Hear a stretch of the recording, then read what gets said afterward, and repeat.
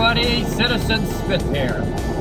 I'm on the road, driving across America. It sounded like a great idea when I was living in China for a year and a half.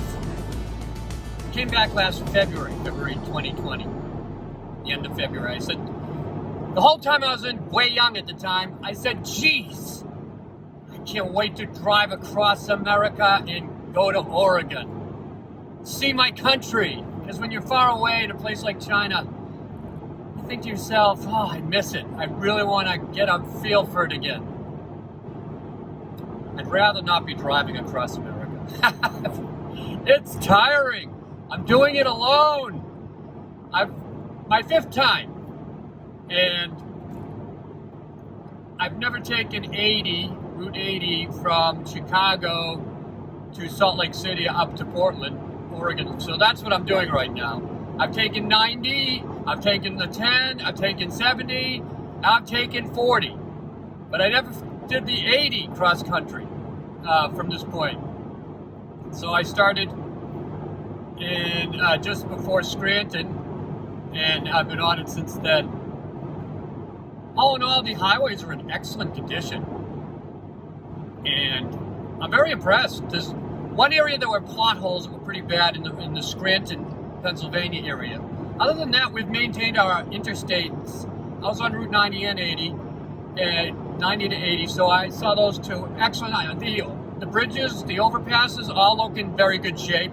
Because people keep saying, oh, America's infrastructure is falling apart. The bridges are coming down. They're not coming down, at least in this area. I think we're maintaining pretty good. It's a lot of highways to keep on top of, so think about that when you're driving them. But also the traffic is really mellow. I'm talking very little. A lot of trucks, a few cars, except when I got to Gary, Indiana, which we all know is a bottleneck of traffic heading into Chicago. And it was a mess. That's like the worst traffic in America is from Gary, Indiana through Chicago. I don't care about LA or Boston or New York City. Chicago's the worst, and the drivers around there are lunatics. I was going 70, but they'll come flying around me going 85, even 90, cut me off, give me the middle finger. Men, women, they just drive like lunatics in Illinois. Smarten up, people. Like the signs say when you're on the highway, don't show your age, show your age, or something like that. In other words, and also a lot of messages, don't text, no texting area.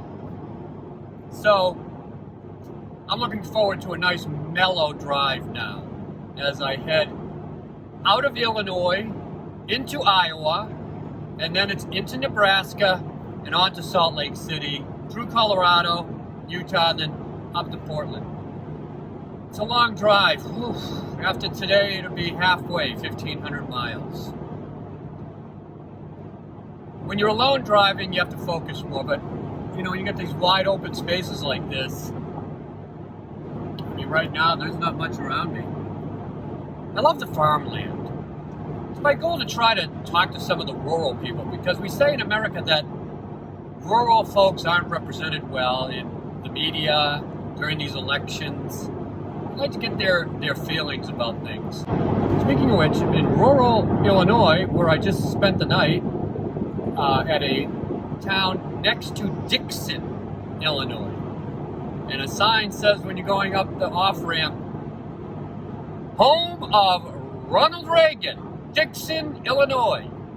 It was 36 miles from my hotel, so I didn't bother driving to where Ronald Reagan grew up as a boy.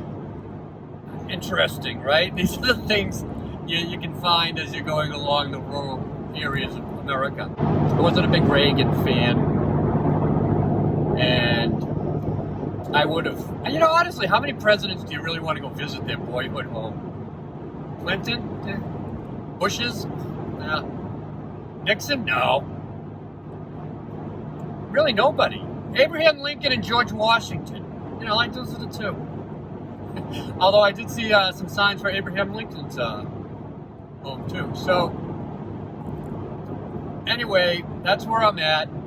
I will keep you updated. I was told by my producer, Ken, sit in your car and tell the people how the drive's going. Take photos. put them on the website, talkcastpdx.com, which I'm very excited to finally get to Portland and be in the studio doing the show live and taking your phone calls.